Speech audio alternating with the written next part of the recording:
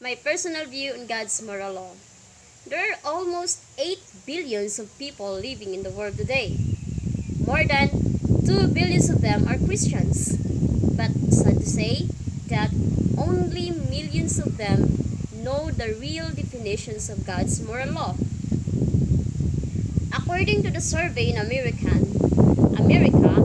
there's more than people who know the ingredients of burger than the Ten Commandments. It's so very sad that majority of all people today doesn't acknowledge the basis of love of God. In the Bible, particularly in Pentateuch, there are more than 600 commandments. All of these commandments are from our Creator. All of them are the 10 commandments, which is what we call the moral law. Why moral law? Why there's only 10 of more than 600 laws? In the 5 books of Moses, there are 3 types of law.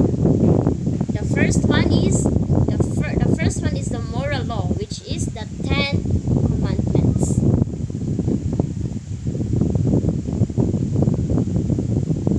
So the first one is the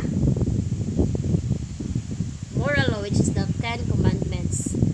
So the first, The second is the ceremonial law, which is such as the offerings of animals, purification, circumcision, etc.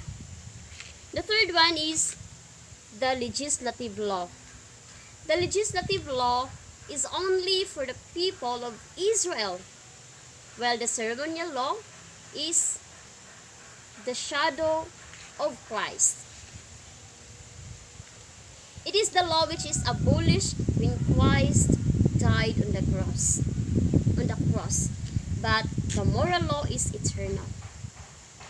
It is a good news that the 10 commandment is not for Israel, but for all people.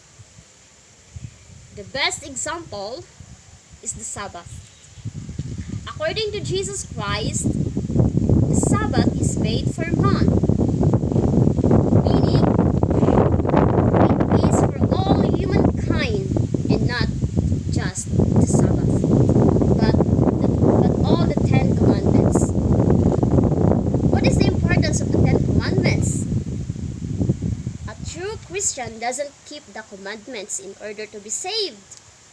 A true Christian believes that he already saved by the grace of Jesus Christ. Obedience to the law is the fruits of being saved. So, obedience to the law is the fruit why we are saved. So, why we are saved.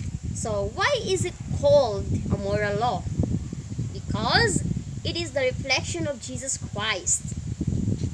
When he was here on earth in 2,000 years ago, in the form of a human, he kept this commandment. Why does the moral law can't save us? We are saved through Jesus Christ alone. In our Christian life, the moral law seems like a mirror. When you look directly to the mirror and you saw a dirt in your face, what would you do? Do you use the mirror to clean your face?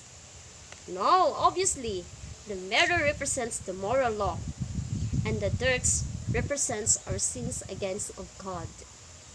Meaning, the moral law is the instruments of how we walk in the path of righteousness. So, as a conclusion, Jesus says, if you love me, keep my commandments. Jesus sets us an example. In life, we have just 2 options: obedience or disobedience. What do you want? What do you want? Jesus Christ gives us the freedom of choice. That's all.